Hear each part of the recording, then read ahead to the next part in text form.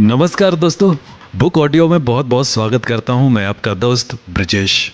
और दोस्तों आज लेकर के हाजिर हूं मैं इसहाक रामदुर्गी के कहानी संग्रह प्रोपेगेंडा से कुछ कहानियां। और हमारी आज की कहानी है दावत अप्रैल फूल। और चलते हैं कहानी में आगे की ओर। आखिर वो दिन आ गया था। शायद सुलेमान से ज्यादा हमें उस दिन का इंतजार था। ईद का दिन। ईदगाह लोगों से खचाखच भरा हुआ था। इस दिन आदतन नौजवान अपनी पोशाकों के मुआयने में लगे रहते हैं। इन सब में एक नौजवान कुछ हट के लग रहा था। उसका लिबास भारतीय शैली से कुछ भिन्न अरबी सभ्यता की गवाही दे रहा था। वैसे फैशनबाजी में यह शहरी परिवेश में कोई खास बात नहीं थी, मगर हमारे जैसे कस्बाई इलाकों में ये एक प्रकार से नया आविष्कार था शायद। जैसे ही नमाज खत्म हुई, सुलेमान अपनी पोशाक की नुमाइश में लग गया। जो दूर दूर तक के परिचय के ना हो उनसे भी मुसाफा करने लगा और पोशाक के कपड़े से लेकर सिलाई तक की जानकारी बिना किसी के पूछे देने लगा। सभी की निगाहों में सुलेमान छाने लगा था। कुछ लड़कों में इसके प्रति ईर्ष्या भी झलकने लगी थी।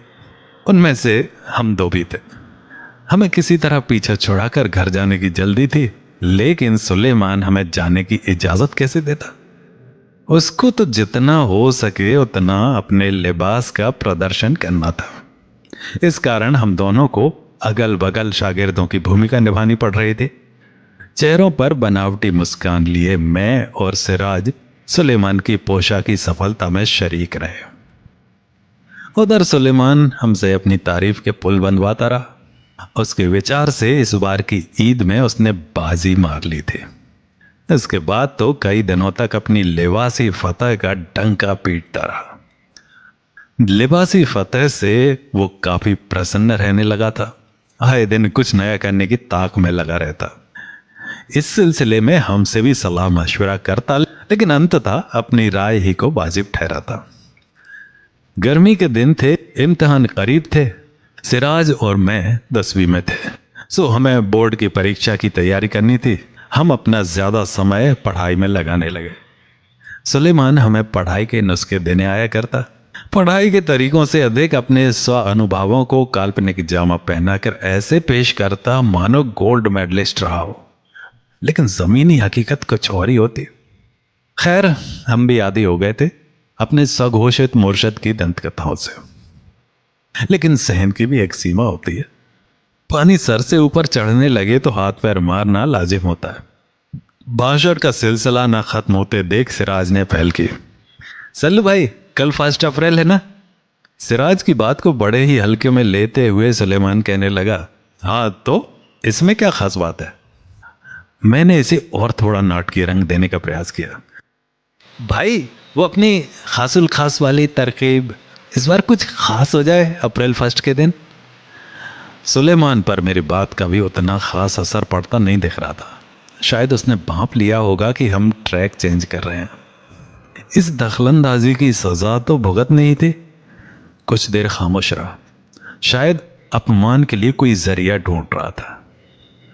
जब मुंह खोला तो पता चला कि वाकई वह सोच रहा था कि कैसे हमें कम अक्ल साबित करे। उसने कहा, क्या यार तुम लोग अभी टिकट लाइन में खड़े हैं और वो देखो ट्रेन स्टेशन से निकल गई। ही। वो ऐसा मौका हाथ से नहीं जाने देता जिसमें हमारी कम अकली का सबूत मौजूद हो, और अगर सबूत ना हो तो भी उन्हें जुटाने का हुनर उसने प्राप्त कर लिया था। फर्जी सबूत और दलीलों को इजाद करने के मामले में वो किसी वकील से कम नहीं था। अपनी बनावटी हंसी रोकते हुए उसने कहा, यह बात तो मुझे बहुत पहले से मालूम है, बस कोई नया प्लान बनाया जाए तो मजा आ जाए। सोचा जाने लगा कि अप्रैल 1 के दिन ऐसा क्या किया जा सकता है। हम दोनों ने भी अपने अपने दिमाग पर जोर डाला, कुछ खास करने या करवाने के लिए ही सही। वैसे गली मोहल्ले में अप्रैल 1 कोई विशेष महत्व का नहीं था। जिस गली में मजदूर, कारीगर, मिस्त्री, ड्राइवर पेशे के लोग अधिक हों, वहां भला ऐसे बनावटी मौज मस्ती के लिए वक्त कहाँ। ये तो बच्चों और थोड़े शरारती लड़कों के लिए भरता। कोई किसी को उसके अब्बू बुलाने की झूठी खबर देता, कोई किसी को नानी, चाची, खाला, मौसी, दादा, नाना के पास ऐसी झूठी खबर देकर भेज देता। जब पता चलता कि उन्होंने बुलाया नहीं उसके लौटने पर तालियों की गड़गड़ाहट और अप्रैल फूल की चीखों के साथ उसे नवाजा जाता। खूब चुटकियां भी ली जाती। इस सिलसिले में कभी किसी बुजुर्ग को वफात नसीब भी हो जाती। बस ऐसे ही कुछ हल्के फुल्के सुझाव हम देते रहे, लेकिन सुलेमान उनसे तृप्त नहीं हुआ। हमारे हर सुझाव को ये कहते टाल देता, नहीं नहीं, ये कोई खास नहीं है, ऐसा तो पिछले साल ही संतोष और कादर ने किया था। हमसे सुझाव मांगता, लेकिन हर सुझाव को कोई ना कोई दलील देते हुए काटता रहता। फिर हमने सोचना छोड़ दिया। थोड़ी देर बाद अचानक अपना एक हाथ दूसरे हाथ पर मारते हुए बोल पड़ा, एस एस, ये बढ़िया रहेगा। उसकी आंगिक भाषा और चेहरे के मिजाज ने हमें और अधिक विचलित कर दिया। हम भी उसकी फतह से खुश होते, लेकिन उससे कहीं अधिक अंदर ही अंदर खफा होते। उससे कहीं अधिक अपने आप को कोसा करते। मलाल इस बात का होता कि लाख कोशिशों के बावजूद हम नई सोच पैदा करने में असमर्थ होते। उधर वो है कि हर बार कुछ नया करने में सफल हो जाता। बड़ा दुख इस बात का रहता कि वो अपनी खासुल खास प्रतिभा से हमेशा अपने आप को हट के प्रदर्शित करते रहता, और हमारे पास सिवाय ऐसे निहारने के और कोई चारा नहीं रहता। लेकिन इस बार सुलेमान मुंह खोला तो हमें यकीन नहीं हो रहा था। उसने वादा किया कि अपने इस कार्य में वो हमें भी अपने साथ लेगा। अब तक तो उसने अपने हर ऐसे कार्य गोपनीय रखे थे, लेकिन इस बार वो हमें भी शामिल करने वाला था। हम दोनों को अपने मिशन में शामिल करने की बात पर हमें यकीन नहीं हो रहा था। जो बंदा आज तक अपने विशेष कार्य को पोशीदा रखते आया है, वो आज हमें भी शामिल करने वाला है। आखिर ऐसा कौन सा मिशन होगा जिसमें हमें भी शिरकत करने का मौका और उसका अज्र मिलेगा?